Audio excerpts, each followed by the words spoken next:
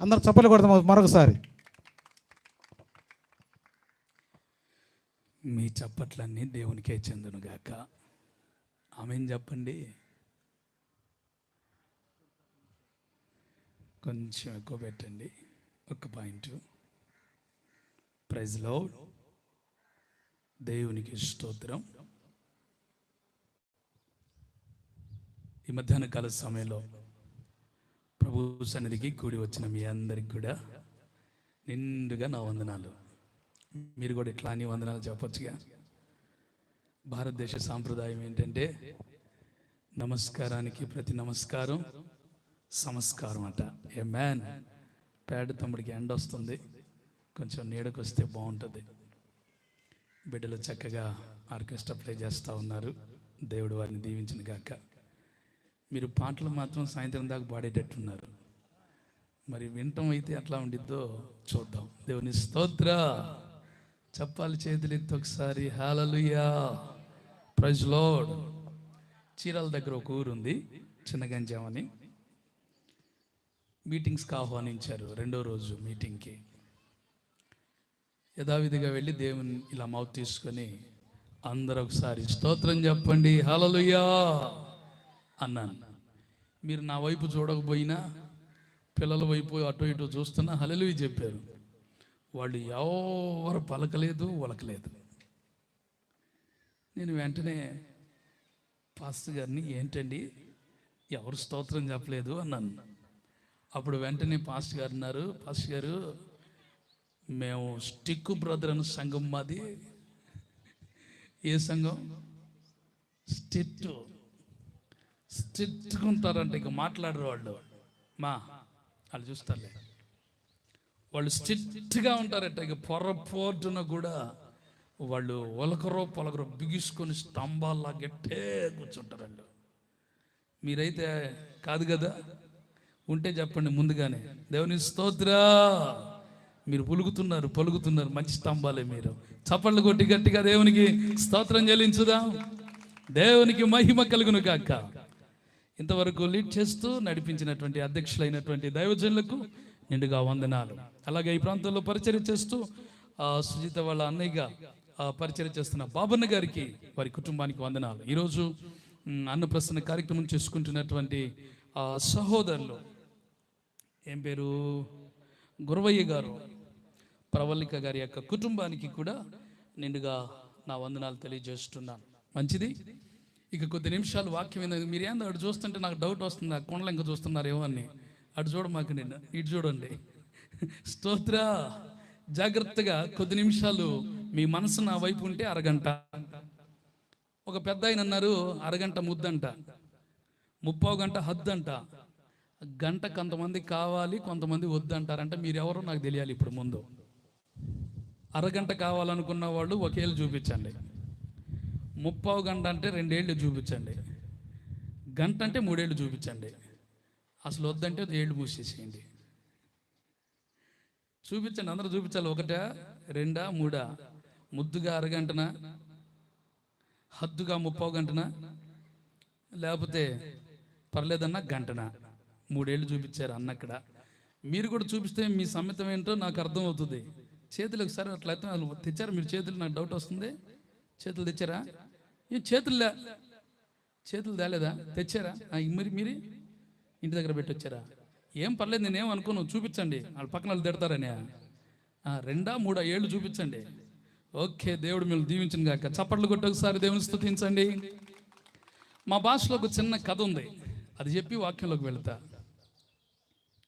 పిల్లి ఒకటి అమాయకంగా దీనంగా గోడ మీద కూర్చొని ఉంది.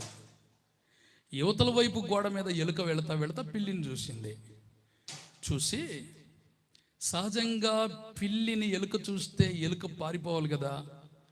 ఎలుక అనుకుంది అది అవతల గోడ మీద ఉంది, నేను యువతల గోడ మీద ఉన్నాను, ప్రాబ్లం ఏం లేదనుకొని పిల్లిని పలకరిస్తుంది ఎలుక. ఏమని? ఉంతే పెంగితే బయటే క్యామియా. చెప్తారా ఒకసారి? వచ్చారు దగ్గరికి. చెప్పండి రా, అందరూ చెప్పండి. ఊంగితే పెంగితే బయటే క్యామియా. అరే చెప్పండి రా. 2 అంటున్నారు, 3వది సరే నాతో చెప్పండి అయితే. ఊంగితే పెంగితే బయటే క్యావుమియా. కునుకుతూ కునుకుతూ అమాయకంగా దీనంగా అట్ట కూర్చున్నావు ఏంది మియా అని ఎలుక పిల్లిని అడిగింది. అప్పుడు పిల్లి చెప్పింది, హంక్యా హందే కానా బోడే జర నజ్జు కాకపోలో మియా అంది. చెప్తారా ఒకసారి? చెప్పండ్రా. హంక్యా హందే కానా బోడే జర నజ్జు కాకపోలో మియా. కళ్ళు కనబడవమ్మా, చెవులు వినబడవమ్మా, కొంచెం దగ్గరకు వచ్చి చెప్పు మియా అంది పిల్లి. నిజమేనేమో, పిల్లికి కళ్ళు కనబడవంట, చెవులు వినబడవంట. దగ్గరికి వెళ్ళి చెప్దాము ఈ మాట. కునుకుతూ కునుకుతూ ఎందుకు అమాయకంగా దీనంగా అట్ట కూర్చున్నావు మియా అని అడుగుదామని వెళ్ళింది. వెళ్ళగానే ఇక దగ్గరికి వెళితే పిల్లి ఊరుకునిద్దా?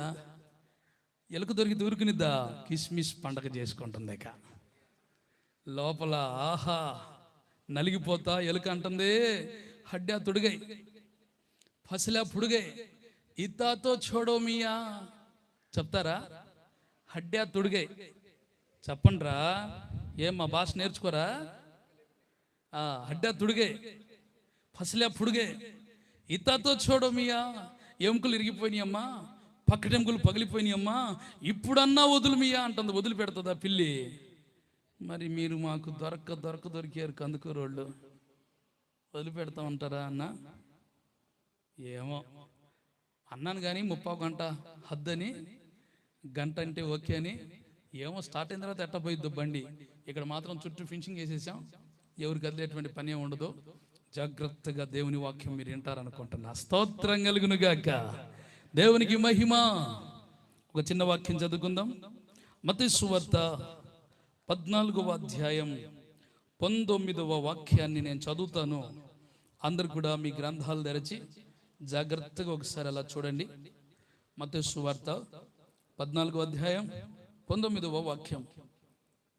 పచ్చిక మీద కూర్చుండుడని జనులకు ఆజ్ఞాపించి ఆ 5 రొట్టెలను 2 చేపలను పట్టుకొని ఆకాశం వైపు కన్నులెత్తి ఆశీర్వదించి ఆ రొట్టెలను విరిచి శిష్యులకు ఇచ్చాను.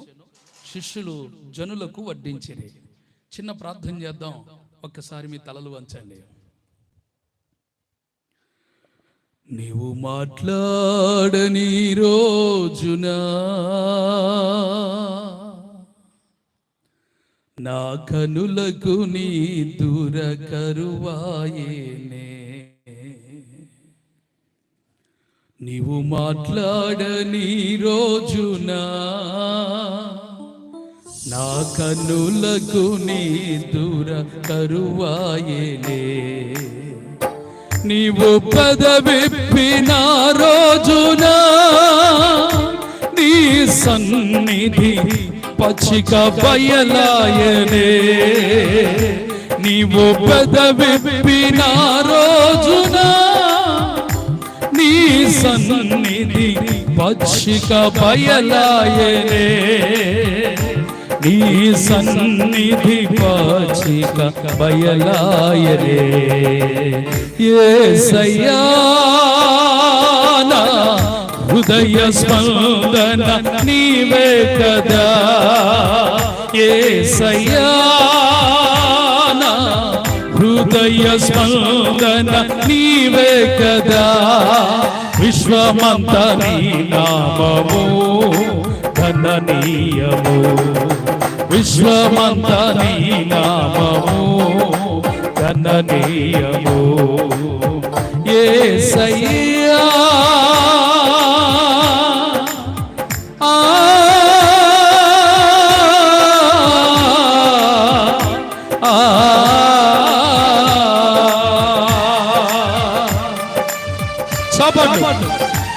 కొట్టాలి. దేవునికి మహిమ.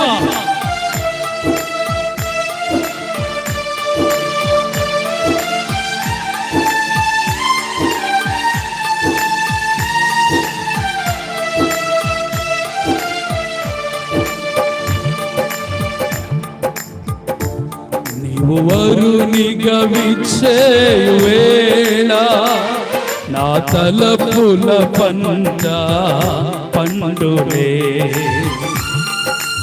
గ్లోరీ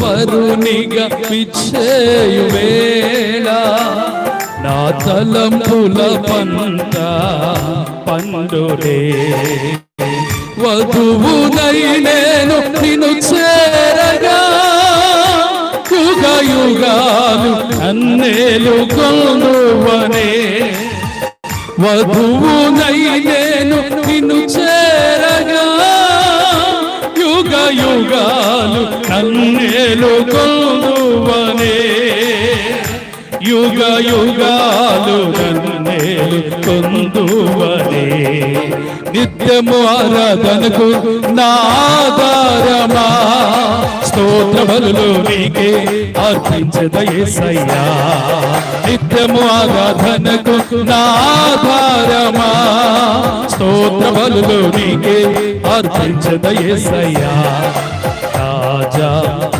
జగమెరిగిన నా యేసు రాజా రాజా జగమెరిగిన నా యేసు రాజా రాగాలలో అనురాగాలు కురిపించిన బంధము అనుబంధము మన బంధము అనుబంధము విడదీయగలరా ఎవరైనానో మరి ఏదైనానో విడదీయగలరా ఎవరైనానో మరి ఏదైనానో రాజా జగమెరిగిన నా యేసు రాజా రాజా జగమెరిగిన నా యేసు రాజా సియోను శాలేము మదనీక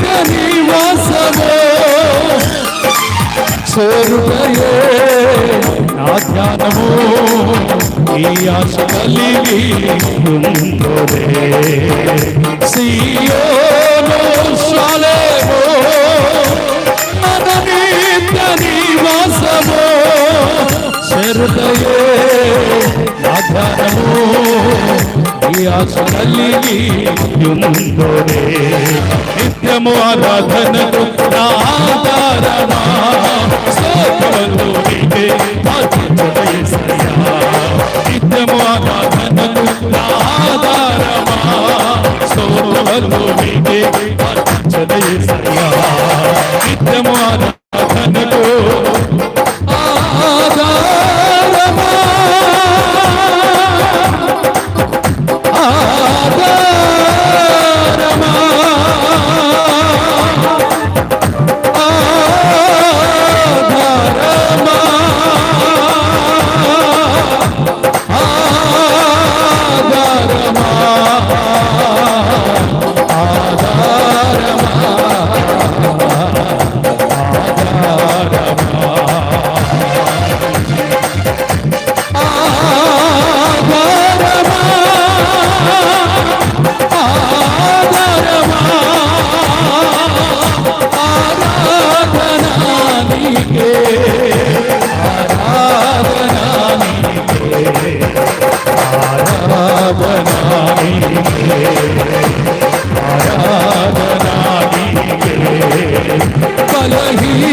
బలహీనతలాయందునా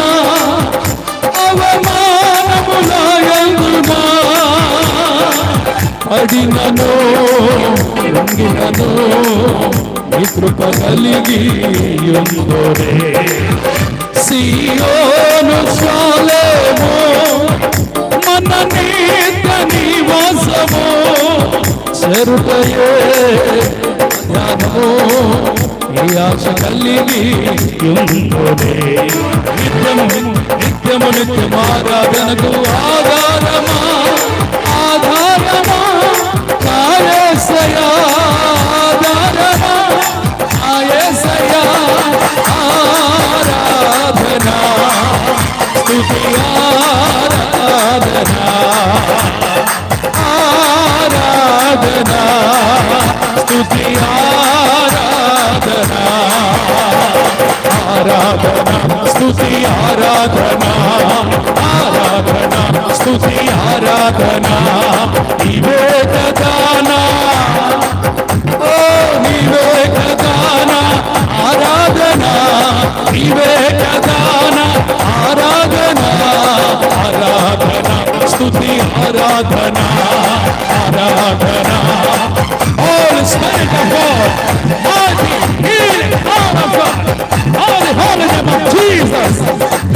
ఆరాధనా స్తుతి ఆరాధనా ఆరాధనా స్తుతి ఆరాధనా నీవే కదా నీవే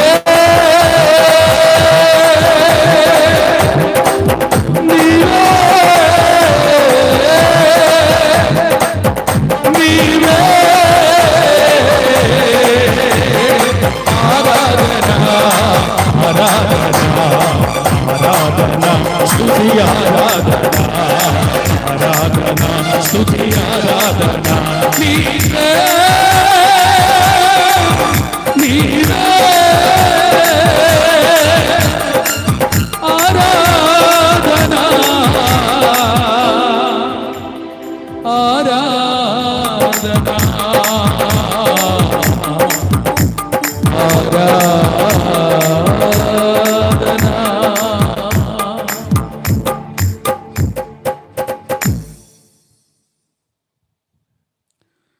దయగల తండ్రి, నీ సేవకును మరుగుపరిచాను. మా అందరితో మీరు మాట్లాడండి. అద్భుతమైన నీ మాటలు మా హృదయాలలో మీరు విత్తండి ప్రభు. మీరు మాట్లాడితే మా బ్రతుకులు బంగారం అవుతాయి. చీకటి తెరలు చీల్చబడి ప్రతి ఒక్కరూ వెలుగులోనికి నడిపించబడతాం. మా జీవితాలు నిండుగా నీ వాక్యం చేత మెండుగా తెదీప్యమానంగా ప్రకాశించే జ్యోతుల్లాగా ప్రతి ఒక్కరితో మీరు మాట్లాడమని వెలిగించమని ప్రార్థిస్తున్నా. యేసు నామములో ప్రార్థించి నన్ను నీ బిడ్డలను నీ స్వాధీనంలో అప్పగించుకుంటున్నాం తండ్రి. ఆమేన్. చదవబడిన వాక్య భాగంలో ఒకసారి నా ప్రభు అయిన యేసయ్య శరీరధారిగా ఉన్న రోజుల్లో ఆయన కొన్ని రోజులు కనిపించలేదు ప్రజలకి. ప్రజలందరూ కూడా యేసు ఎక్కడ, ఆయన కనిపించట్లేదు ఎక్కడ. యూదయాలో ఉన్నారా, యెరూషలేములో, గలిలయ, సమరయ ఎక్కడ, యేసు ఎక్కడ? ప్రజలందరూ వెతికి వెతికి చివరికి ఆయన ఏకాంతంగా ఒక కొండ మీద ఉన్నట్టుగా కనుగొని ఇంచుమించు పురుషులే 5,000 మంది అక్కడికి చేరారు. ప్రభుని ఎందుకు అంతగా వెంబడిస్తున్నారు ప్రజలు అంటే, యేసు ప్రభు దగ్గరికి వెళితే దయ్యాలు వెళ్ళిపోతున్నాయి, యేసు ప్రభు దగ్గరికి వెళితే రోగాలు వెళ్ళిపోతున్నాయి, యేసు ప్రభు దగ్గరికి వెళితే అద్భుతాలు, ఆశ్చర్య కార్యాలు. ఆ రోజులో పని తక్కువ, టైం ఎక్కువ కనుక ప్రజలందరూ కూడా ప్రభువుని వెంబడిస్తూ ఉన్నారు. ప్రభు దగ్గరికి వెళ్ళి వాళ్ళని వాళ్ళు మైమరచి 3 రోజులు అక్కడే ఉండిపోయారు. 3వ రోజు పేతురు అంటాడు, ప్రభువా, నేటికి వీళ్ళు వచ్చి 3 రోజులు అయింది, ఇక్కడే ఉంటే మూర్ఛపోయి పడిపోతారు, వాళ్ళు పంపించేద్దాం, పట్టణాలకు వెళ్ళి భోజనం చేస్తారు. ప్రభు అంటాడు, వీరికి మీరే భోజనం పెట్టి పంపించండి. ఇంతమందికి భోజనమా? 500 దేనారాలు, ఇప్పటి కౌంటింగ్ ప్రకారం ఇంచుమించు 25,000 చాలు కదా. ఇంతమందికి ఎక్కడి నుంచి ఆహారం తెచ్చి పెడదాం? అయినా పట్టణం సమీపంగా ఉందా? లేదు కదా.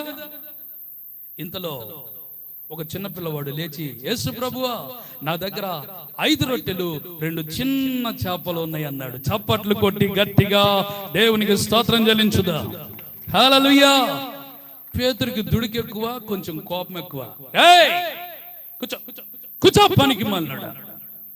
5 రొట్టెలు 2 చేపలు ఎవరు ముక్కులోకి వేస్తారా? 5,000 మంది పురుషులు ఉన్నారు ఇక్కడ, ఇక స్త్రీలు పిల్లలు కౌంట్ చేయలేదు. 5 రొట్టెలు ఏం చేసుకోమంటావు? ప్రభు అంటాడు, పేతురు, ఆ చిన్నవాడిని నా దగ్గరకు తీసుకురా. దేవుని స్తోత్ర. ఆ చిన్నవాడు ప్రభు దగ్గరకు వచ్చి 5 రొట్టెలు 2 చేపలు యేసయ్య చేతిలో పెట్టాడు. చప్పట్లు మరొకసారి బిగ్గరగా దేవునికి మహిమ కలుగును గాక. హల్లెలూయా. ఈ రోజున ప్రభు మనతో ఏం మాట్లాడుతున్నాడంటే, మన దగ్గర ఎంత ఉంది, ఎంత సామర్థ్యం ఉంది అనేటువంటిది కాదు, ఎంత డబ్బు ఉంది అనేది కాదు, నీ జీవితంలో ఎంత బలం ఉంది అనేది ప్రభువు చూడటం లేదు, అడగట్లేదు. ప్రభు నీతో మాట్లాడుతున్నాడు, నీ జీవితం యేసయ్య చేతిలో పెట్టావా? నీ జీవితం ఆయన చేతిలో పెడితే, నీ బ్రతుకు ఆయన చేతిలో పెడితే, నీ కుటుంబం ఆయన చేతిలో పెడితే, దాన్ని నా దేవుడు అద్భుతంగా మార్చబోతున్నాడు. నా దేవుడు ఎవరంటే ఉన్న వాటిని లేనట్లుగా, లేని వాటిని ఉన్నట్లుగా మార్చగలిగిన వాడు. నా దేవుడు ఎవరంటే నీ ప్రతికూల పరిస్థితుల్ని దీవెనకరంగా మార్చగలడు. నా దేవుడు అంటే నీ జీవితంలో ఉన్నటువంటి ప్రతి పరిస్థితి తెచ్చి ఆయన పాదాల దగ్గర పెట్టగలిగితే, నా దేవుడు నీ స్థితిగతులు మార్చి నీ దిశ దశలను ఆయన ఉన్నతంగా దీవించబోతున్నాడు. హల్లెలూయా, హల్లెలూయా. చేతులు చేస్తే గట్టిగానే చెప్పండి, హల్లెలూయా. దేవునికి మహిమ కలుగును గాక. 5 రొట్టెలు ప్రభు చేతిలో పెట్టగానే ప్రభువు వాటిని అలా ఆకాశం వైపు ఎత్తారు. అంటే దాని అర్థం ఏమిటి? అడుగంటిన స్థితిలో ఉన్నటువంటి ఆ రొట్టెలు ఎక్కడో ఆ పిల్లవాడి చేతిలో ఉన్నప్పుడు నేల మీద ఉన్నాయి. ప్రభు చేతులకు రాగానే ఆయన ఆకాశం వైపు అలా కన్నులెత్తి వాటిని పైకెత్తారు. అంటే అడుగంటిన స్థితిలో ఉన్నటువంటి నీ జీవితాన్ని ఆయన చేతిలో పెడితే ఆయన మొదట చేసే పని నిన్ను హెచ్చించటం ప్రారంభిస్తాడు. స్తోత్రం కలుగును గాక. చెప్పండి హల్లెలూయా. చీరాల దగ్గర కారంచేడు అనేటువంటి ఊరుంది. ఆ ఊరు నేను ఆల్ నైట్కి ఆహ్వానించబడి వాక్యం చెప్తూ ఉన్నాను. ఆలస్యంలో దేవుని ఆశీర్వాదం గురించి చెప్తున్నా. నా ఎదురుగా కూర్చున్నటువంటి ఒక యవన బిడ్డ ఎందుకో ఎక్కి ఎక్కి ఏడుస్తుంది వాక్యం వింటూ. వాక్యం అయిపోయిన తర్వాత ప్రార్థన చేయించుకోవడానికి వచ్చింది. చెప్పున నా ఏంట్రా నీ ప్రాబ్లం అంటే, అన్నయ్య మేము ఆ కమ్మ వాళ్ళ కుటుంబం నుంచి ప్రభువుని నమ్ముకున్నాం.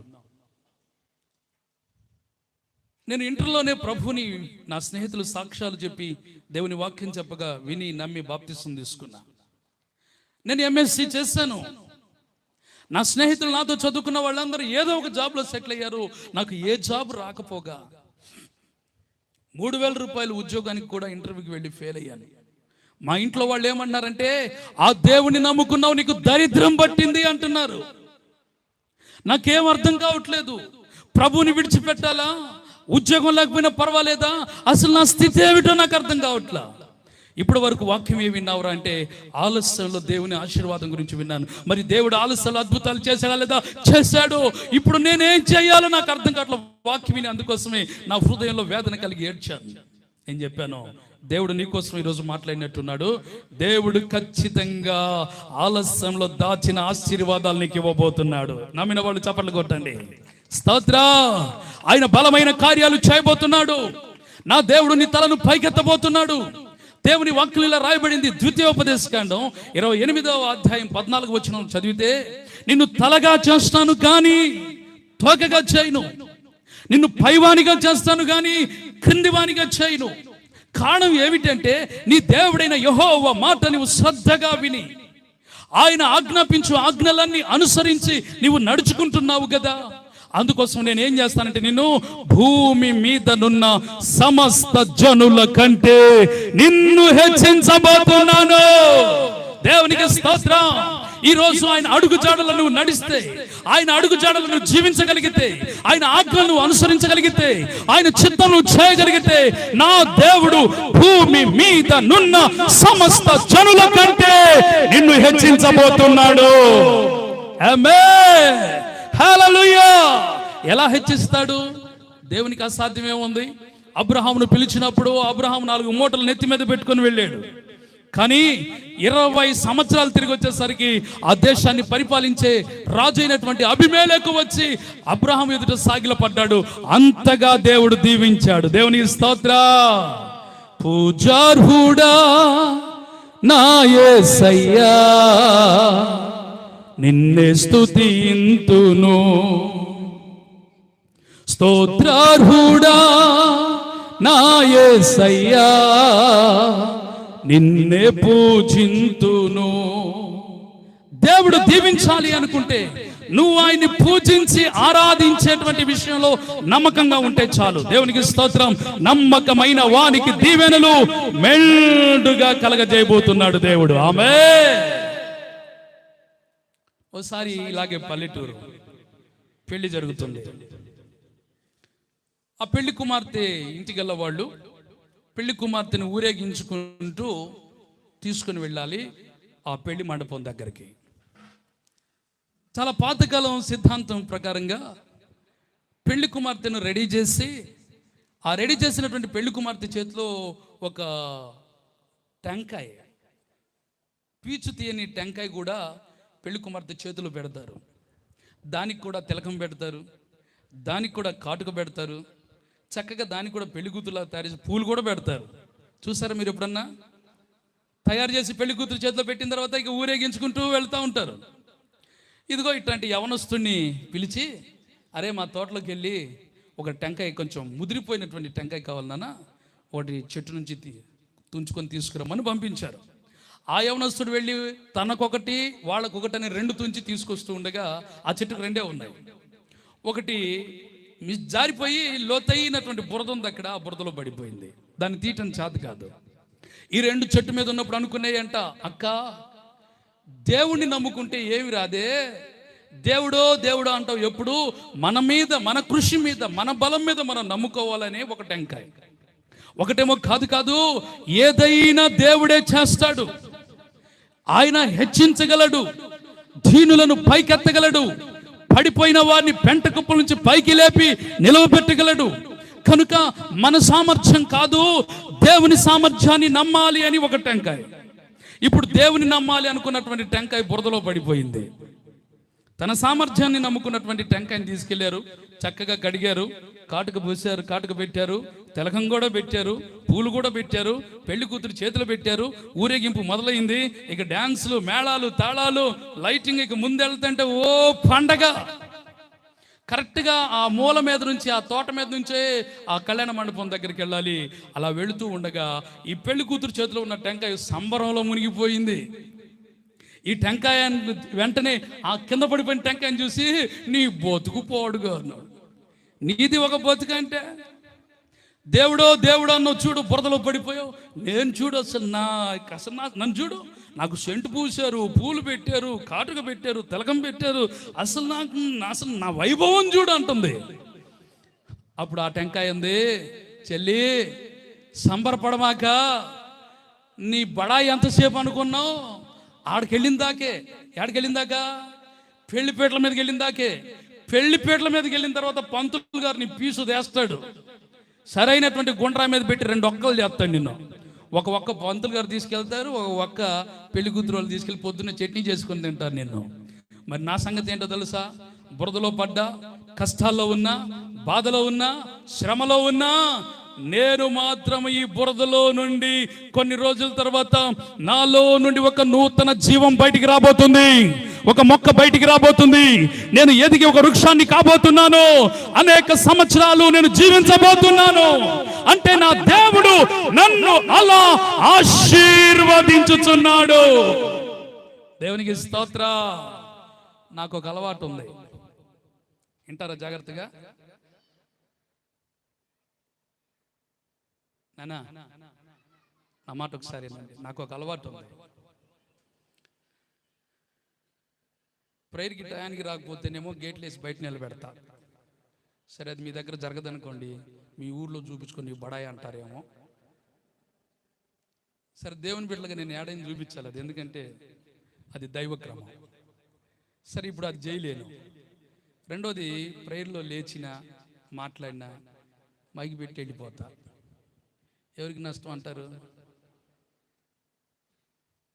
ఏమండోయ్, పెట్టుకొని వెళ్ళవయ్యా, మేము బో కోసం వచ్చాం కానీ ప్రార్థన కోసం వచ్చాం ఏందంటారా?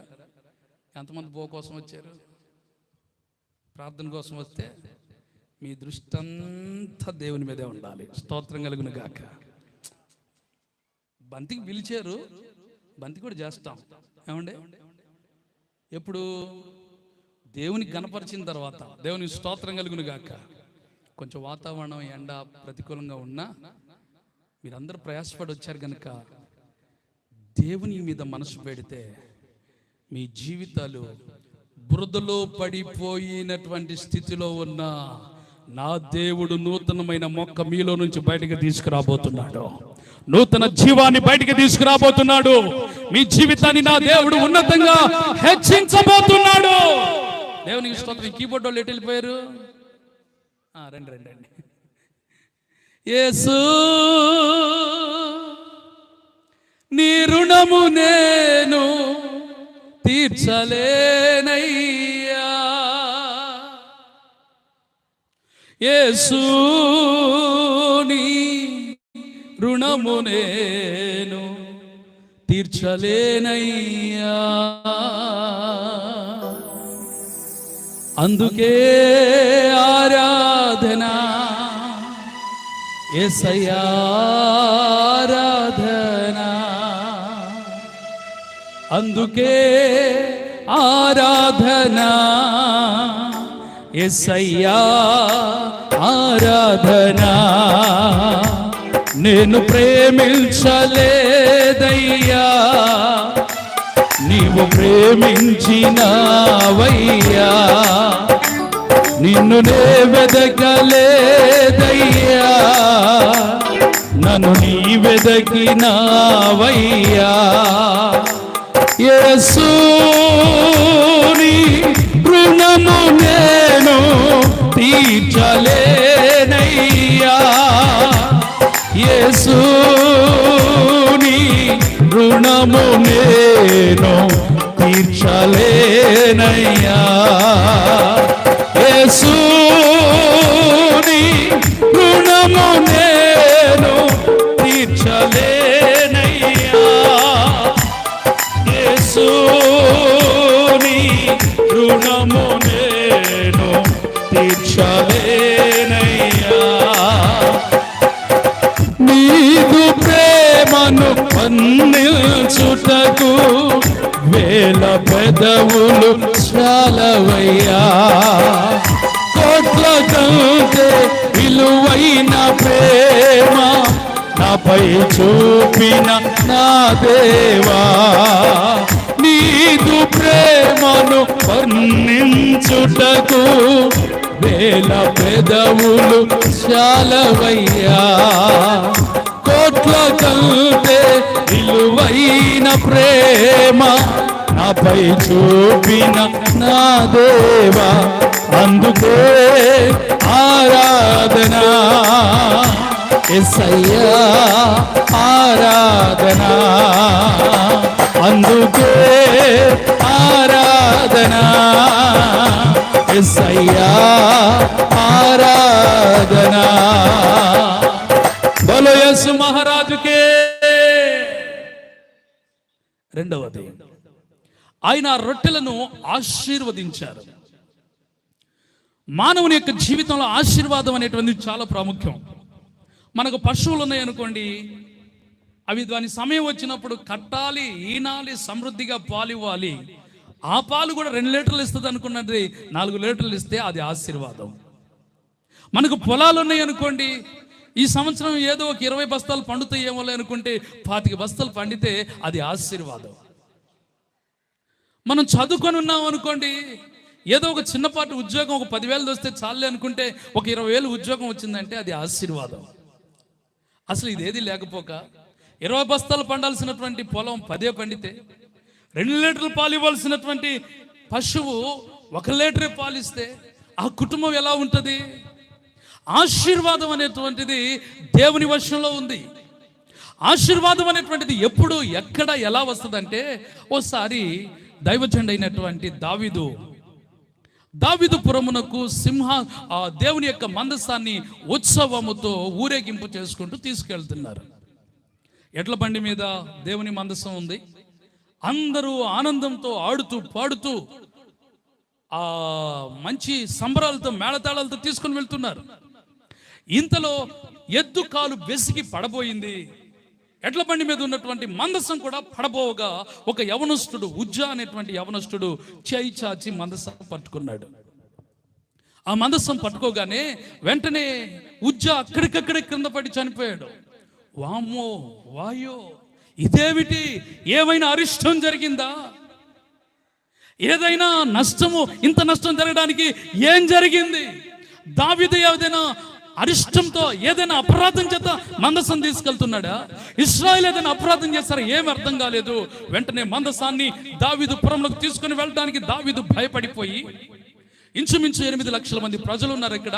వాళ్ళ మధ్యలో దావీదు ఒక అనౌన్స్మెంట్ చేశాడు. అదేంటో తెలుసా? మందసాన్ని మీలో ఎవరైనా మీ ఇంటికి కానీ మీ ప్రాంతానికి కానీ తీసుకెళ్తారా? 8 లక్షల మంది ఎవరు ముందుకు రావట్లేదు. అప్పుడు ఆ 8 లక్షల మందిలో ఒక చెయ్యి పైకి లేచింది. ఆయన పేరు ఓబేదెదోము. స్తోత్ర, హల్లెలూయా. ఆ మందసాన్ని తీసుకుని వెళ్ళి తన ఇంట్లో పెట్టుకున్నాడు. ఆ రోజు నుంచి 3 నెలలు ఆ ఇంట్లో మందసం ఉంది. ఈ 3 నెలల్లో ఆ ఊరంతా ఒక సాక్ష్యం ఏమిటో తెలుసా? మందసం తీసుకుని వెళ్ళి తన ఓబేదెదోము ఇంట్లోకి పెట్టినప్పటి నుంచి తన పశువులు, తన యొక్క పొలం, తన యొక్క కుటుంబం అన్ని కూడా ఆశీర్వదించబడుతూ ఉన్నాయి. ఆమేన్. మందసం అంటే దేవుని సన్నిధి.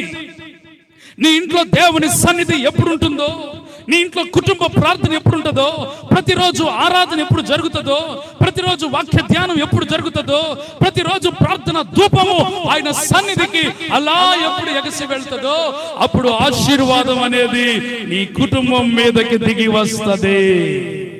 స్తోత్ర. హిందీలో ఒక పాట ఉంది. స్తుతి ఆరాధన ऊपर जाती है, आशीष देखो नीचे आती है. స్తుతి ఆరాధన పాటంతా పాడపోయినా హై అంటూ ఉండండి మీరు. స్తుతి ఆరాధన ऊपर जाती है అనండి. ఆశీర్వాదము नीचे आती है. प्रभु हमारा कितना महान, देखो हम सबको करता है प्यार. प्रभु हाँ देखो हम सबको करता है प्यार.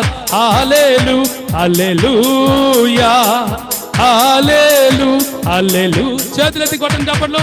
స్తుతి ఆరాధన పైకెళ్ళును, ఆశీర్వాదము క్రిందికి వచ్చును. స్తుతి ఆరాధన పైకెళ్ళును, ఆశీర్వాదము క్రిందికి వచ్చును. మన ప్రభు యేసు గొప్ప దేవుడు, మనలను ఎంతో ప్రేమించెను. మన ప్రభు యేసు గొప్ప దేవుడు, మనలను ఎంతో ప్రేమించెను. హల్లెలూ హల్లెలూయా హల్లెలూ హల్లెలూయా హల్లెలూ హల్లెలూయా హల్లెలూ హల్లెలూయా. స్తుతి ఆరాధన పైకెళ్ళును, ఆశీర్వాదము. హల్లెలూయా. స్తుతి ఆరాధన పైకెళితే ఆశీర్వాదము నీ మీదకి దిగి రాబోతుంది. నమ్మిన వాళ్ళు గట్టిగా చప్పట్లు కొడుతూ బిగ్గరగా దేవునికి స్తోత్రం చెప్పండి. దేవునికి మహిమ కలుగును గాక. ఓబేదెదోము ఇంటిలో 3 నెలలు మందసం ఉండగానే దావీదు దగ్గరకు ఒక వర్తమానం వెళ్ళింది. అదేంటో తెలుసా? మందసము ఓబేదెదోము ఇంట్లో పెట్టిన నాట నుండి ఓబేదెదోముకు కలిగినవన్నీ ఆశీర్వదించబడుతున్నాయి. అంటే ఒక దేశములో ఒక మనిషి దగ్గర నుంచి బయలుదేరిన వార్త ఒక దేశం నుండి ప్రాకి రాష్ట్రాలు ప్రాకి రాజుగారి చెవిలోకి వెళ్ళింది. ఇంతగా ఆశీర్వదించబడిన కారణం మందసం పట్టుకుంటేనే ఉజ్జా చనిపోయాడు కదా. మరి ఇంట్లో తీసుకెళ్ళి పెడితే అందరూ చనిపోవాలి కదా. మరి ఎందుకు ఎవరు చనిపోలేదు? అసలు అది కాక ఆశీర్వాదం వచ్చింది ఏంటి అంటే, ఎక్కడ దేవుని సన్నిధి ఉండడానికి ఆ పరిశుద్ధత. నేను పరిశుద్ధుని గనుక మీరును పరిశుద్ధులై ఉండుడి. ఆ పరిశుద్ధత ఏ ఇంట్లో ఉంటుందో, ఆ ప్రార్థనా జీవితం ఏ ఇంట్లో ఉంటుందో, ఆ ఆధ్యాత్మికమైన భక్తి ఏ ఇంట్లో ఉంటుందో, అక్కడ దేవుని శక్తి కలిగిన కార్యాలు జరుగుతాయి. స్తోత్ర. ఒక ముస్లిం సహోదరి ప్రభువుని నమ్ముకుంది. 8 సంవత్సరాల వయసులో గుండెకు హోల్స్ ఉంటే ప్రభువుని నమ్ముకుంది. మొత్తానికి దేవుడు స్వస్థపరిచాడు. పెళ్లి వయసు వచ్చిన తర్వాత తల్లిదండ్రులు, అమ్మా యేసయ్యని నమ్ముకున్నావు మంచిదే, కానీ మనల్ని యేసయ్యని నమ్ముకున్నావు అంటే పెళ్లి జరగదమ్మా. కాబట్టి నీకు పెళ్లి సంబంధాలు చూడబోతున్నాం, ఎవరొచ్చినా నువ్వు చేసుకోవాలి. విశేషంగా ఒకవేళ మన క్రమంలో దేవుని నమ్ముకున్న వాళ్ళు అంటే అల్లాహ్ని ఆరాధించే వాళ్ళు అయితే నువ్వు అక్కడికి వెళ్ళి అలాగే చేయాలి. యేసయ్య గొప్ప దేవుడే కాదను, కానీ అక్కడికి వెళ్ళిన తర్వాత నేను యేసయ్యని ఆరాధిస్తానంటే కుదరదు అని ఆ అమ్మాయికి నచ్చజెప్పి మొత్తానికి విజయవాడలో పెళ్లి సంబంధం కుదిరింది, పెళ్లి చేశారు. 2 పిల్లలు పుట్టారు. పెళ్ళి అయ్యి 22 సంవత్సరాలు. ప్రతిరోజు వాళ్ళ కుటుంబంలో తప్పక స్త్రీలు పురుషులు ఖచ్చితంగా నమాజ్ చదవాలి. 5 పూటలు నమాజ్ చదివేది. ప్రతిరోజు కూడా ఉదయం సాయంత్రం స్నానం చేయడానికి వెళ్ళి బాత్రూంలో ఉదయము అరగంట, సాయంత్రం అరగంట దేవునికి ప్రార్థన చేసేది. స్తోత్రం కలుగును గాక. హల్లెలూయా. అనుకూలంగా ఉండి కాదు, ప్రతికూలంగా ఉండి, అవకాశం ఉండి కాదు, అవకాశం లేని పరిస్థితుల్లో అత్తగారికి ఇంట్లో తన భర్తకు ముందే చెప్తుంది, స్నానం నాకు చేయటం లేట్ అండి అని. అలా 22 సంవత్సరాలు చేసింది. ఓ రోజు తన భర్తకి బ్లడ్ క్యాన్సర్ వచ్చింది. తను మంచి ఫౌండరీ మేస్త్రి. విజయవాడలో 3 షాపులు ఉన్నాయి. ఒక్కొక్కటి అమ్మి తను బాగుపడితే చాలని హాస్పిటల్లో పెట్టడం ప్రారంభించారు. హైదరాబాద్ హాస్పిటల్లో 3 షాపులు అమ్మి, లక్షల విలువ చేసే షాపులు అమ్మి హాస్పిటల్కి పెట్టారు. చివరికి డాక్టర్లు చెప్పారు తను బ్రతకడు కష్టం అని. అలాంటి పరిస్థితుల్లో చివరికి విజయవాడలో జనరల్ హాస్పిటల్లో ఉంచారు. 2 నెలలే బ్రతుకుతాడని ఊరికే ఫ్లూయిడ్స్, సలైన్లు ఇస్తున్నారు. ఓ రోజు పాస్టర్ గారు ఒక ఆయన ప్రతి బెడ్ దగ్గర ప్రార్థన చేస్తూ ఉన్నారు. యేసు ప్రభు అన్న పాస్టర్లన్న ఆయనకి ఇష్టం ఉండదు తెలుసా ఆమెకి. కానీ అంటుంది, ఏవండి మీకు ప్రార్థన అన్న యేసు ప్రభు అన్న ఇష్టం ఉండదు నాకు తెలుసు, అయినా ఏ దేవుడు ఏ మేలు చేస్తాడో తెలియదు కనుక ఆయన ప్రార్థన చేయడానికి వస్తున్నారు, పిలవమంటారా అని. ఆయనకి ఇష్టం ఉండదు. కానీ ఆ రోజు సరే పిలువని తలకాయ ఊపాడు. ఆ రోజు దైవజనుడు వచ్చి ప్రార్థన చేసి వెళ్ళాడు. ఆయన పరిస్థితి ఏంటంటే, భార్య బ్లడ్ క్యాన్సర్ ఉన్న వాళ్ళు తినలేరు, ఆకలి ఉండదు. 6 ఇడ్లీ తింటే గగనం, 4 ఇడ్లీ తెచ్చుకుంటే 6 ఇడ్లీ తాను తింటే 3.5 ఇడ్లీ ఆమె తినేది. అలా హాస్పిటల్లో ఉన్న పరిస్థితిలో పొద్దున్నే ఆమె లేచి భుజం మీద వేసుకొని వెళ్ళి బ్రష్ చేయించి కొంచెం ఒళ్ళు దుడిచి తీసుకొచ్చి కూర్చోబెట్టేది. అలాంటి పరిస్థితుల్లో ఆ రోజు ఏం జరిగిందంటే, ఆమె లేవకముందే ఈయన వెళ్ళి బ్రష్ చేసుకొని ఫ్రెష్ అప్ అయ్యి బట్టలు మార్చుకొని బెడ్ మీద కూర్చున్నాడు. ఏమైంది అంటే, ముందు ఆకలి అవుతుంది, వెళ్ళి కొంచెం ఇడ్లీ తీసుకురా అన్నాడు. 4 ఇడ్లీ రోజులాగా తీసుకొస్తే 4 తినేసి చాలేదు, ఇంకా 4 తీసుకురా అన్నాడంట. ఆమె అనుకుంటుంది, చావు పోయే ముందు ఇట్ట తింటారంట, ఇది చావు తిండేమో, ఇంకేముంది మా ఆయన ఈరోజు చచ్చిపోతాడేమో అనుకుంటుంది. 9-10 గంటల టైంలో డాక్టర్స్ వచ్చారు. భాషను చూసి, ఏంది భాష ఈరోజు కొంచెం హుషారుగా ఉన్నావంటే, సార్ రాత్రి నాకి యేసు ప్రభు వారు కలలో కనిపించారు. ఆయన ఒక ఇంజెక్షన్ తీసుకొచ్చి, భాష నేను ఏ జీవం కలిగిన దేవుణ్ణి, నేను స్వస్థపరుస్తాను, నన్ను నమ్ముతావా అన్నారు. అయ్యా మాది ఖురాన్లో ఉన్నటువంటి దేవుడు ఆ ప్రవక్త మీరేనా అంటే అవును అన్నారు. మరి మేము ప్రవక్త అంటాం కదా, అవును ప్రవక్త అంటారు, కానీ నేను ఆయన యొక్క రూపాన్ని, ఆయన ప్రతిబింబాన్ని, ఆయన తండ్రిని చూడడం అంటే నన్ను చూస్తే తండ్రిని చూచినట్టే అని చెప్పాను కదా. అంటే నేనే ఆయనను. సరే నిన్ను నమ్మితే నన్ను స్వస్థపరుస్తావా? ఖచ్చితంగా స్వస్థపరుస్తా, నమ్మి నాకు సాక్షిగా ఉంటావా అంటే సరే అన్నాడు. ఆయన ఒక ఎర్ర ఇంజెక్షన్ తీసి నరానికి చేశారట. ఏమైందో తెలీదు. 2 నెలల్లో చచ్చిపోతావంటే 2 నెలల్లో డిశ్చార్జ్ అయ్యి ఇంటికి వెళ్ళారు. దేవుని స్తోత్ర, హల్లెలూయా. ఇక ఇంటికి వెళ్ళిన తర్వాత తన ఫ్రెండ్కి ఫోన్ చేసి బైబిల్ తెప్పించుకున్నాడు, చదువుకుంటా ఉన్నాడు. అర్థం కావట్లేదు, కొంత అర్థం అవుతుంది. ఒకరోజు భార్యతో అన్నాడు, మాయే ప్రార్థన అని చేస్తారు కదా దువా, ఆ దువా ఎలా చేయాలో నాకు తెలియట్లేదు అంటే, నేను చేయనా అండి అందంట. వస్తే చెయ్యి అన్నాడంట. ఇక ఆమె మోకరించి ప్రార్థన ప్రారంభించింది. ఆత్మతో నింపబడి 2 గంటల పైగా ప్రార్థన చేసింది. స్తోత్ర. ఆమె ప్రార్థన చేస్తుంటే ఈయన పాపాలని ఒప్పుకుంటున్నాడు. పాపినయ్యా, అయ్యో ఎన్నో మోసాలు చేశాను, ఎన్నో అబద్ధాలు ఆడాను, ఎన్నో అపరాధపు కార్యాలు చేశాను, పైకి భక్తి చేస్తూనే లోపల భయంకరమైన చెడిపోయిన కార్యాలు చేసిన పాపిని నేను. తన పాపాలన్నీ ఒప్పుకొని ఆమె ప్రార్థన అయిపోయిన తర్వాత అడుగుతున్నాడు, ఏంటి నీకు ప్రార్థన ముందే తెలుసా అని. అప్పుడు చెప్తుంది, ఇలా 11 ఏళ్ల వయసులోనే నేను ప్రభు దగ్గరికి వెళ్ళానండి. నేను చావు బ్రతుకుల మధ్యలో ఉండగా యేసయ్య నన్ను స్వస్థపరిచాడు. కానీ నా తల్లిదండ్రులు చెప్పారు, నువ్వు ఆ ఇంటికి వెళ్ళిన తర్వాత వాళ్ళు చెప్పిన క్రమంలోనే నడవాలన్నారు. అందుకే ఇంతకాలం మీ క్రమంలోనే నడిచాను. మరి నేను ఇంకొక విషయం దాచానని, ఆ విషయం మీరు క్షమించాలి. అదేంటంటే, ప్రతిరోజు నేను అరగంట స్నానం చేయడానికి వెళ్ళి అరగంట నాకు లేట్ అని చెప్పాను కదా. వాస్తవానికి నేను స్నానం చేసేది 5 నిమిషాలే. మిగిలిన 25 నిమిషాలు ప్రార్థన చేసేదాన్నండి. స్తోత్ర. ఆ భర్త కోప్పడలేదు. ఆ భార్యను హత్తుకొని, నీ ప్రార్థనే నన్ను రక్షించింది, నీ ప్రార్థనే నన్ను ఈరోజు బాగు చేసింది, ప్రార్థించే భార్యను దేవుడు నాకు ఇచ్చాడు, థ్యాంక్ యూ లార్డ్ అని దేవునికి కృతజ్ఞతాస్తుతులు చెల్లించాడు. తర్వాత ఆయన బాగా మళ్ళీ వర్క్ వెళ్ళటం ప్రారంభించాడు, మందిరానికి వెళ్ళటం ప్రారంభించారు. ఆ తర్వాత ఆమె చెప్పింది, ఏమండి మీరు పర్మిషన్ ఇస్తే రోజుకు 1 గంట ఒక ఇంటికి వెళ్ళి 2 ఇళ్ళకి వెళ్ళి సువార్త చెప్పొస్తానని. 5 ఏళ్ల క్రితం ఆ అక్కతో నాకు పరిచయం.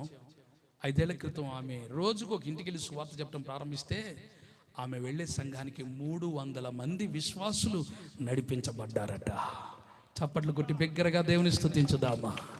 ఆమేన్, హల్లెలూయా.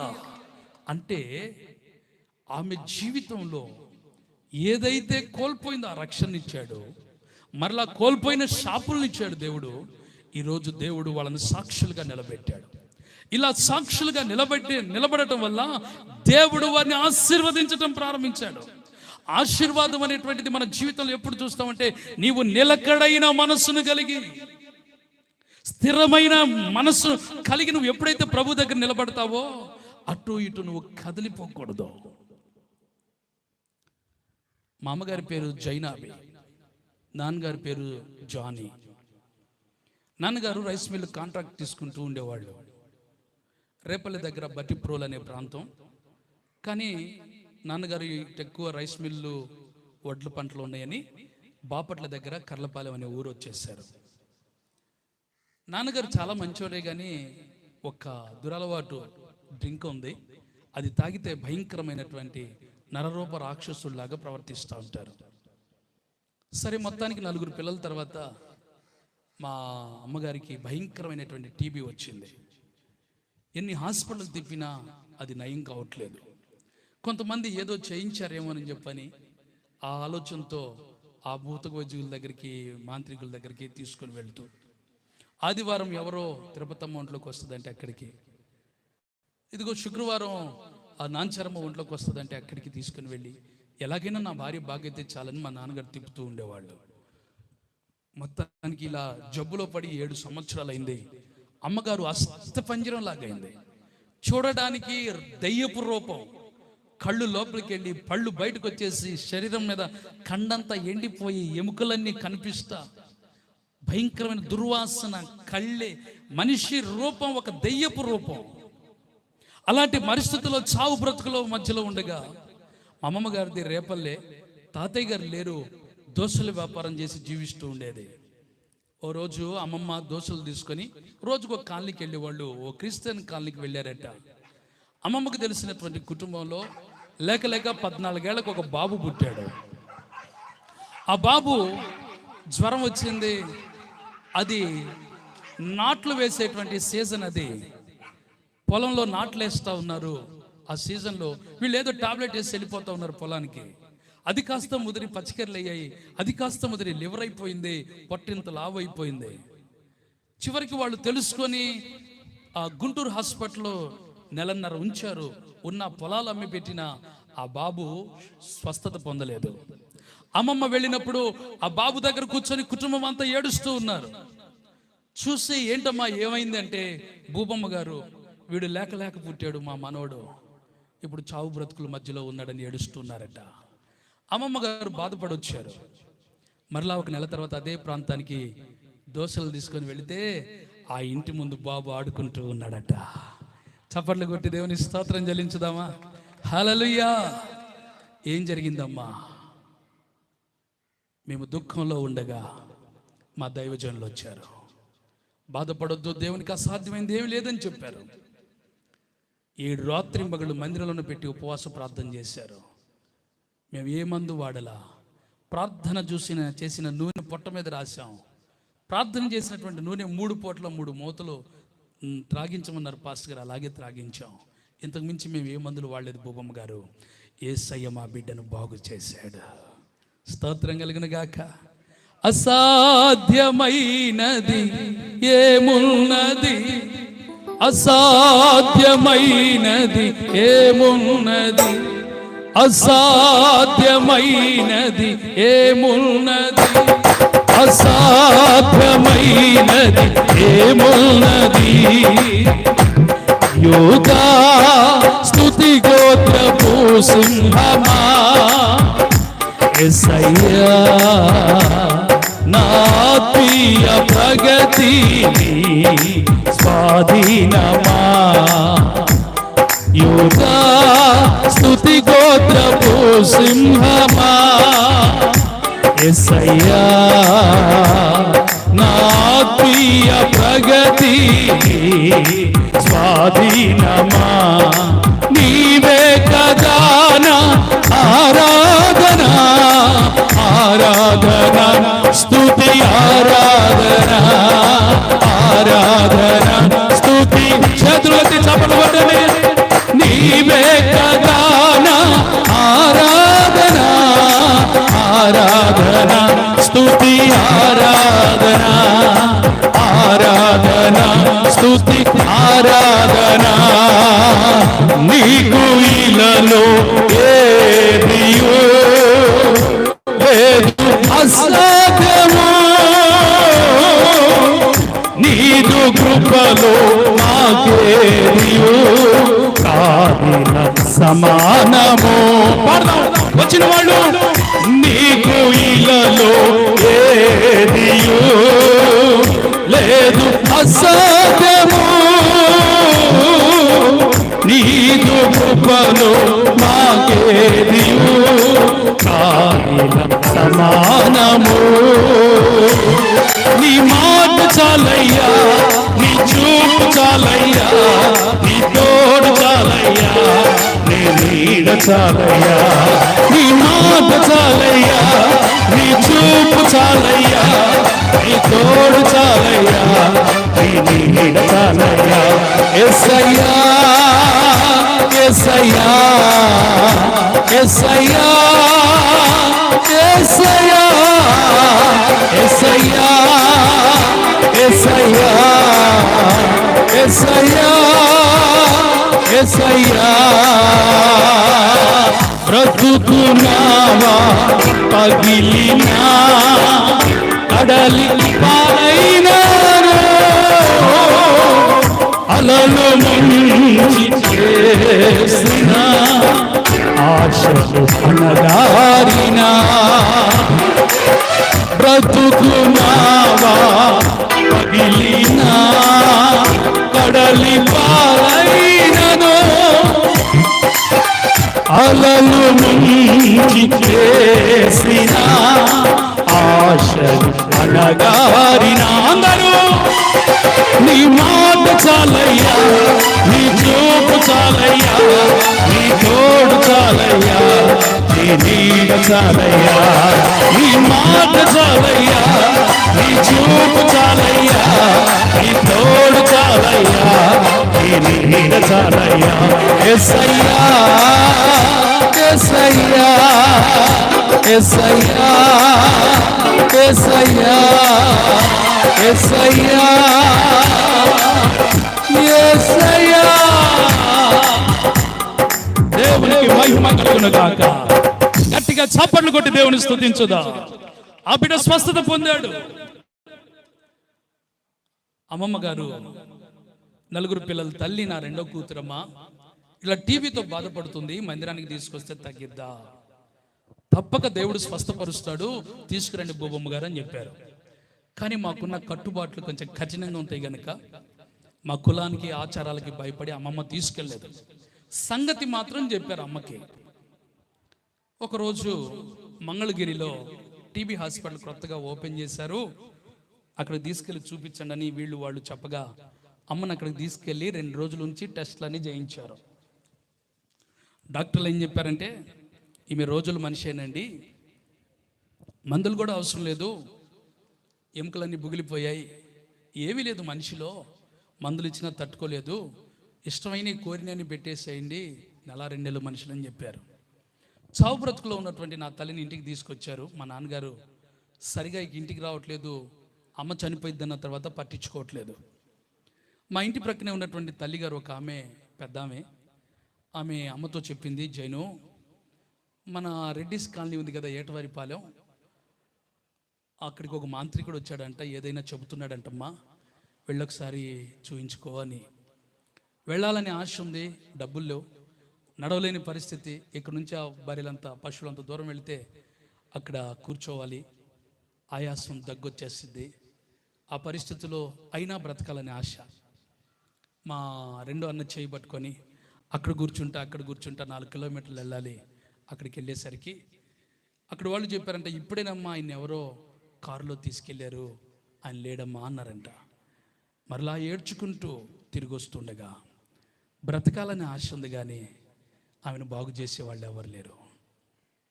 తిరిగి వస్తూ ఉండగా ముస్లిం కాలనీకి రెడ్డిస్ కాలనీకి మధ్యలో క్రిస్టియన్ కాలనీ ఉంది. అక్కడికి వచ్చేసరికి మందిరంలో పాటలు వినబడుతున్నాయి. అది ఆదివారం. దేవుని స్తోత్ర.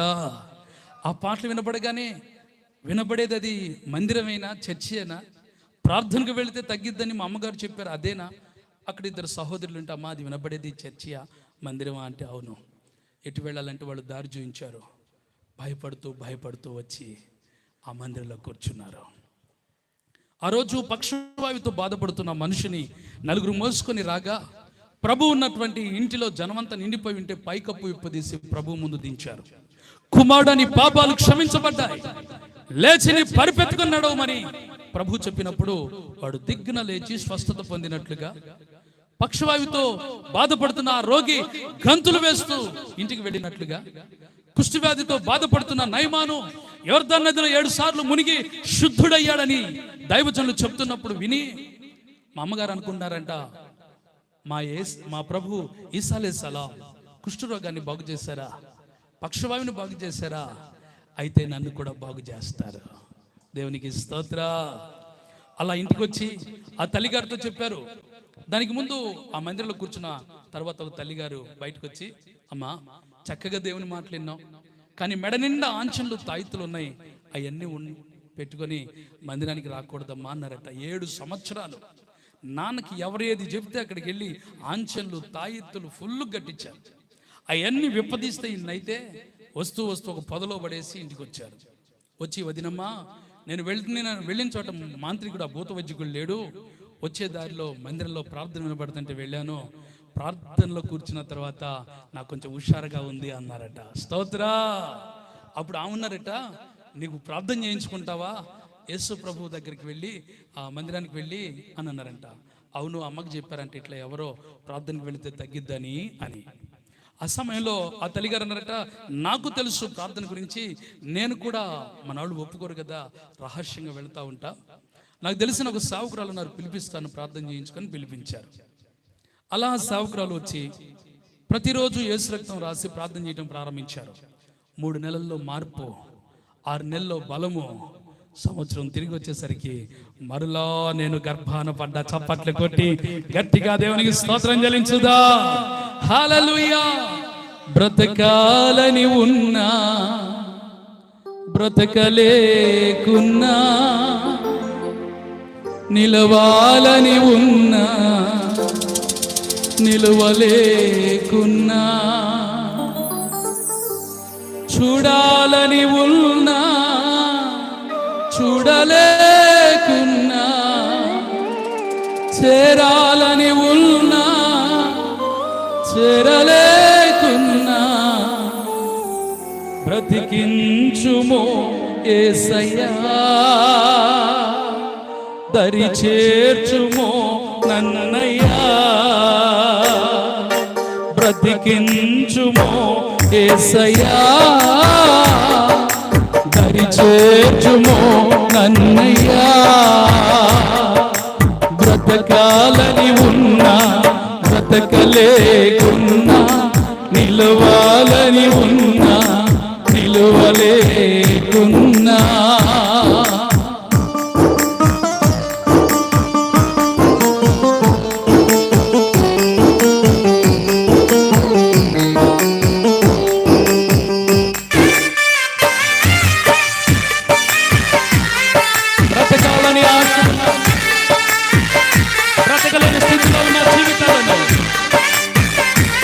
యేసయ్య బ్రతికించగలిగిన వాడు, ఆశీర్వదించగలిగిన వాడు.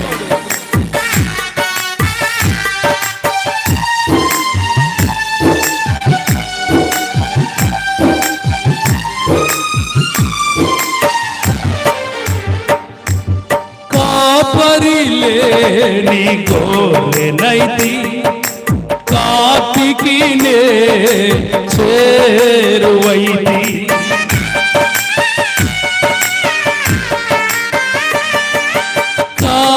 కాపరిలేని గొర్రెనైతి కాటికి నే చేరువైతి.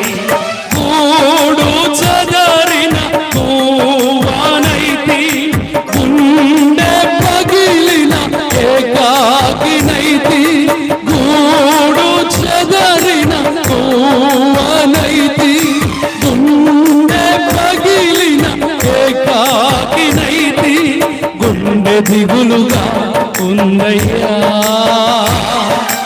గుండె గుడిలోనే ఉందయ్యా, గుండె దిగులుగా ఉందయ్యా. గూడు చేర్చుమో యేసయ్యా. బ్రతకాలని ఉన్నా బ్రతకలేకున్నా, నిలవాలని ఉన్నా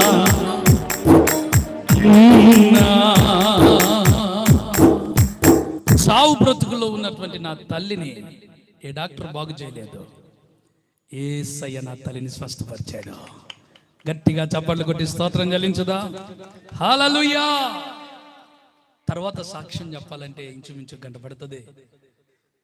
కులం వెలేశారు, బావికి నీళ్ళకి రాకుండా ముళ్ళ కంపలేశారు, దారిలో నడవకుండా ముళ్ళ కంపలేశారు.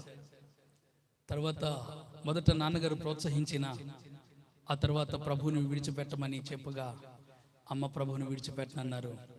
ఆ విషయంలో చాలా కొట్టారు, కత్తిపెట్టి నరికారు. ఆ పరిస్థితుల్లో కూడా దేవుని కొరకు అమ్మ నిలబడింది. మా చిన్న వయసులో 2వ తరగతి చదువుకునే వయసులోనే నాన్నగారు మమ్మల్ని వదిలిపెట్టి వెళ్ళిపోయారు. ఆ పరిస్థితులు కూడా అమ్మ ప్రభువుని విడిచిపెట్టలేదు. ఈ లోకంలో ఆస్తులు అంతస్తులు సంపాదించి ఇవ్వలేదు, కానీ కోటేశ్వరుడైన యేసయ్యను సంపాదించి మా అమ్మగారు మాకు ఇచ్చారు. చప్పట్లు కొట్టి దేవునికి స్తోత్రం చెల్లించుదా. హల్లెలూయా. ఒక టైలర్గా జీవిస్తున్నటువంటి నా జీవితంలో యేసయ్య నన్ను పిలిచి తన సేవలో 2001 సంవత్సరంలో నా జీవితాన్ని ప్రతిష్ఠించుకొని ఆ 2004లో ప్రభు దర్శనం ఇవ్వగా ఒంగోలు వచ్చి చెట్టు క్రింద ఆరాధన ఒక్కళ్ళతో ప్రారంభించాను.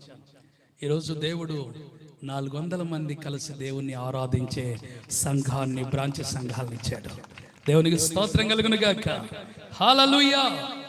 ఒకవేళ ఇది సువార్త కూడిక కాదు గనక మనం క్షుణ్ణంగా వినాలనుకుంటే దేవుని చిత్తమైతే మరొకసారి నా సాక్ష్యం అంతా వినటానికి ప్రయత్నం చేద్దాం.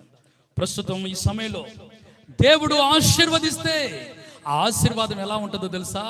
ఎన్నటెన్నటికి దావీదంటాడు, నీ ఆశీర్వాదం ఎన్నటెన్నటికి నా కుటుంబానికి అనుగ్రహించయ్యా అంటున్నాడు. స్తోత్ర.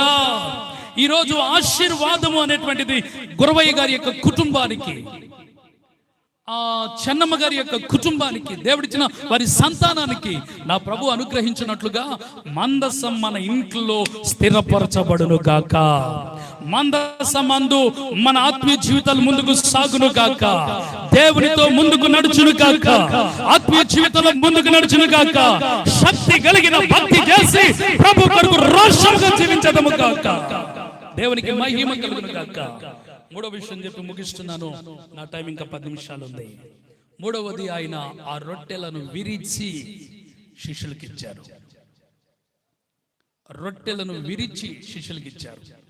విరవబడటం అనేటువంటిది యేసయ్య సిలువ దర్శనానికి సాంకేతంగా ఉంది. యేసయ్య మన కొరకు విరవబడ్డారు. తన శరీరం అంతా నలగొట్టబడింది, తన రూపంతా కోల్పోయాడు.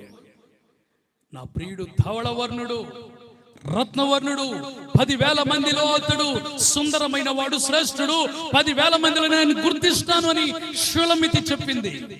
కానీ ఆయన చూడనల్లని వానిగా, రూపము, సొగసు, స్వారూప్యము కోల్పోయిన వానిగా సిలువలో మనం ఆయన చూసి వ్యసనాక్రాంతుడుగా, వ్యాధిని అనుభవించిన వానిగా ఆయన కనిపిస్తా ఉన్నాడు. అంటే ఆయన విరువబడ్డాడు. ఈ రోజున నువ్వు విరువబడితేనే విజయం చూడగలుగుతావు. స్తోత్రం కలుగును గాక. హల్లెలూయా. ఆధ్యాత్మిక జీవితంలో నువ్వు ముందుకు సాగుతున్నప్పుడు అనేకమైన శ్రమలు, ఆత్మీయ జీవితంలో నష్టాలు నీ జీవితంలో ఎదురవుతాయి. అక్కడ నువ్వు ఆగిపోయావు అనుకో, నువ్వు విరవబడలేదు కనుక నువ్వు విస్తరించబడవు. నువ్వు విరవబడితేనే విస్తరించబడతావు. చిన్న విషయం చెప్పి ముగిస్తా. ఒకసారి అమెరికాలో క్యాథరిన్ అనేటువంటి ఓ సహోదరి మంచి ఆత్మీయ కుటుంబంలో పుట్టింది. ఒకటే కుమార్తె. ఇంటర్లో మంచి మార్కులతో పాస్ అయితే తల్లిదండ్రులు కారు ఇప్పించారు. చాలా భక్తి కలిగిన బిడ్డే, కానీ పరపురుషుని వ్యామోహంలో పడిపోయింది. ఆశలు చూపి మోసం చేసి ఆమె గర్భవతి అయిన తర్వాత ఆయన ఎటో వెళ్ళిపోయాడు. తల్లిదండ్రులకు అవమానం తెచ్చాను, ఇలాంటి జీవితం ఉండకూడదని, చనిపోవాలని ఆ కారు తీసుకొని డ్రైవ్ చేసుకుంటూ ఒక 600 కిలోమీటర్లు వెళ్ళిపోయింది. వెళ్ళిపోయిన తర్వాత ద రోడ్ ఎండ్ అని ఒక బోర్డు కనిపించింది. ఏమైందని చూస్తే అక్కడ లోయ ఉంది. ఇక ఆ లోయలో తన కారు దూకించి చనిపోదాం అనుకుంటుంది.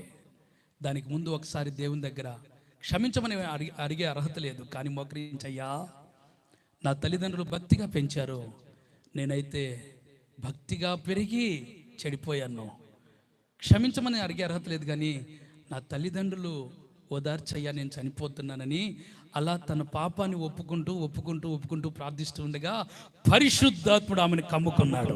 ఆమేన్. ఆమెలో ఉన్నటువంటి ఆ చెడంతా కూడా దేవుడే తొలగించేశాడు. తనకు తెలియకుండా సాయంత్రం 6 గంటలకు మోకరించినటువంటి యవన బిడ్డ ఉదయం 6 గంటల వరకు మోకాళ్ళ మీద ఉంది, తన పాపాలు ఒప్పుకుంటూ ఉంది. పరిశుద్ధాత్ముడు ఆమెను అలా అభిషేకించాడు. తెల్లబారిన తర్వాత చూస్తే ఆమె జీవితంలో ఉన్న మైల అంత పోయి ఉంది.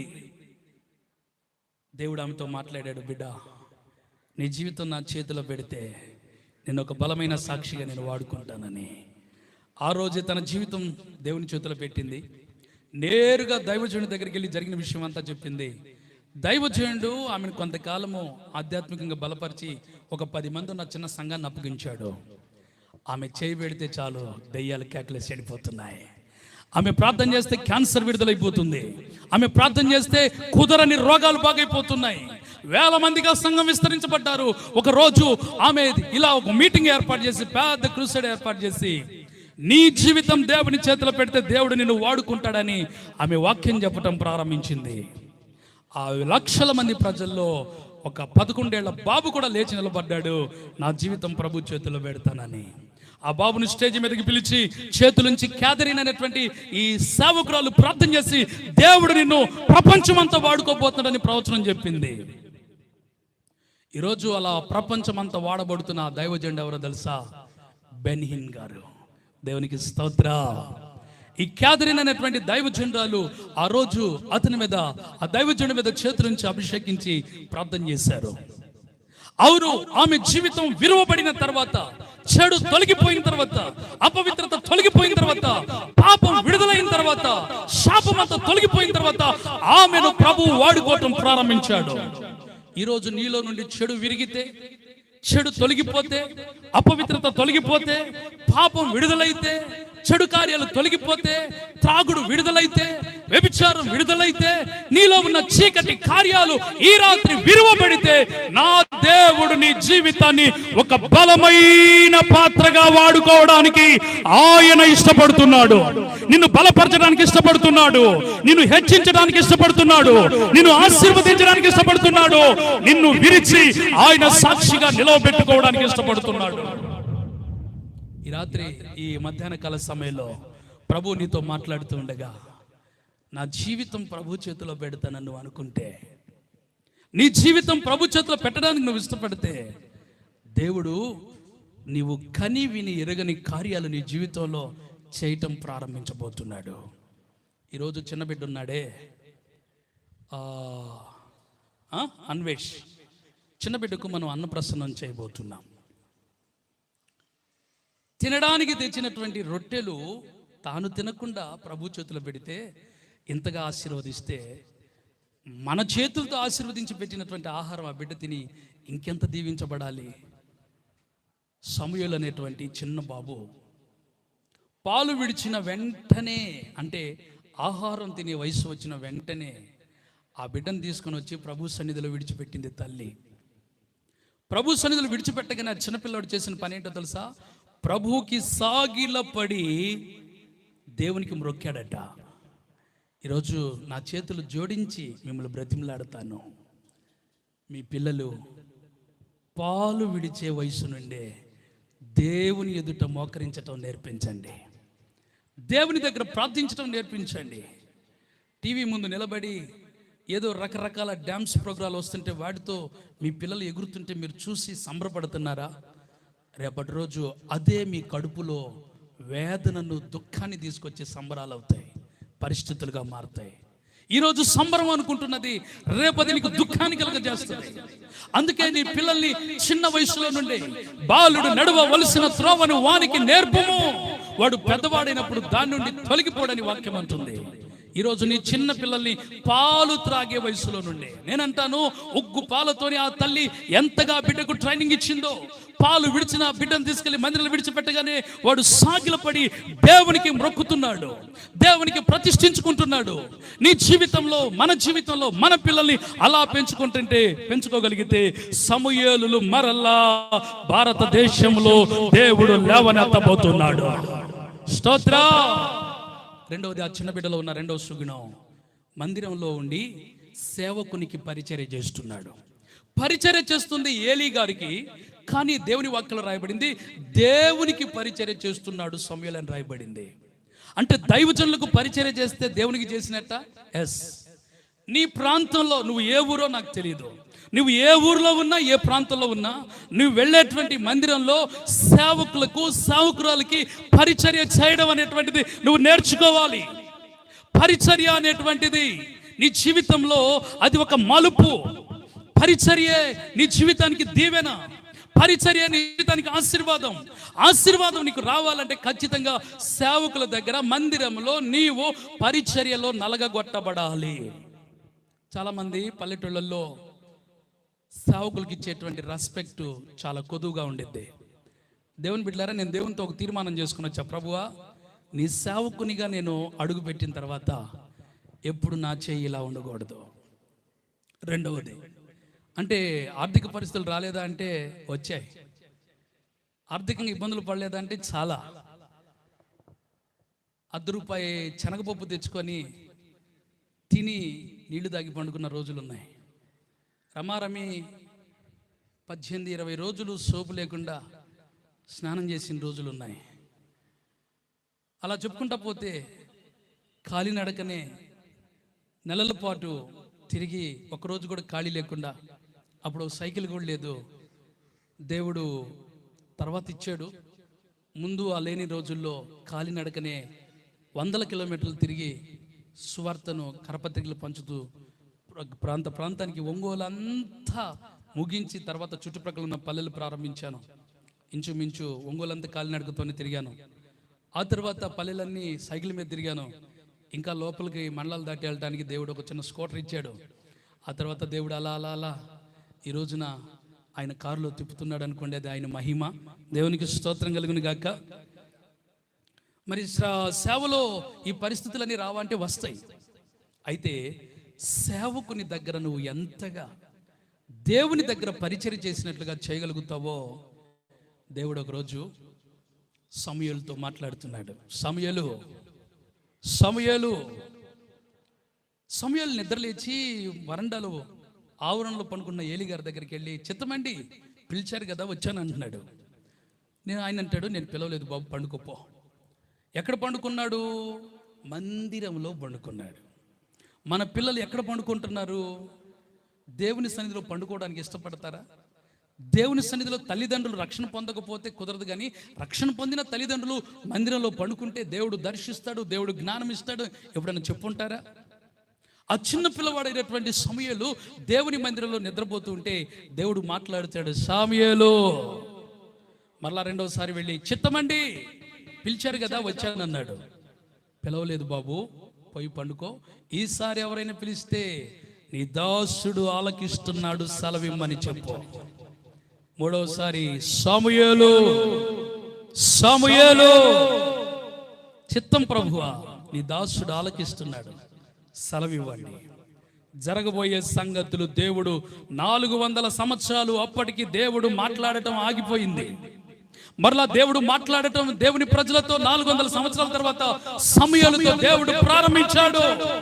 కారణం ఏంటంటే సమూయేలు హృదయం దేవునికి దగ్గరగా ఉంది. ఈరోజు నేను అంటాను, అన్వేష్కి అన్నప్రసన్నం చేయబోతున్న మనం లేదా తల్లిదండ్రులు మీ పిల్లవాడిని ఎక్కడంటే దేవుని మందిరంలో పెంచండి. దేవుని మందిరంలో పరిచర్య చేయడానికి పెంచండి. దేవుని మందిరంలో నిద్రపోవడానికి వాళ్ళని ప్రోత్సహించండి. అలా మనం పిల్లల్ని పెంచగలిగితే సమూయేలు షిలోహు ప్రార్థన మందిరం మూతపడి సరిగా 10 మంది కూడా రాని పరిస్థితి. అలాంటి మందిరానికి 1000 మంది తరలి రావటం ప్రారంభించారు. స్తోత్రం. 1000 మంది దేవుని మందిరానికి తరలి వస్తున్నారు. దేశము కదిలి దేవుని మందిరానికి వస్తున్నారు. ఎందుకంటే దేవుడు మాట్లాడటం ప్రారంభించాడు. షిలోహులో దర్శనమిస్తున్నాడు. సమూయేలు అనే చిన్న పిల్లవాడితో దేవుడు మాట్లాడుతున్నాడు. ఆయన మాట్లాడితే మహిమ కలిగిన కార్యాలు మనం చూస్తాము.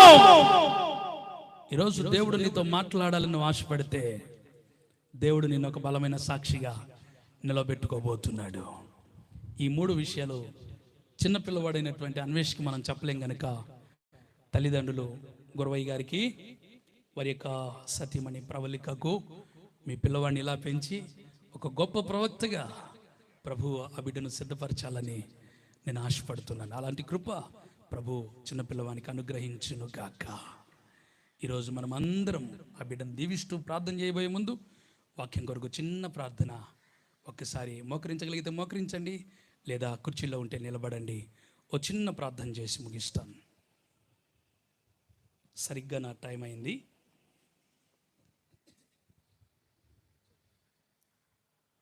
ఈ రాత్రి ఈ మధ్యాహ్న కాల సమయంలో ఒక్క మాట నీతో చెప్పి ప్రార్థన చేస్తున్నాను. నా జీవితం దేవుని చేతిలో పెట్టక ఏందో నా బ్రతికంతా అల్లకల్లోలంగా ఉంది. నా కుటుంబం నరక కోపంలాగా ఉంది.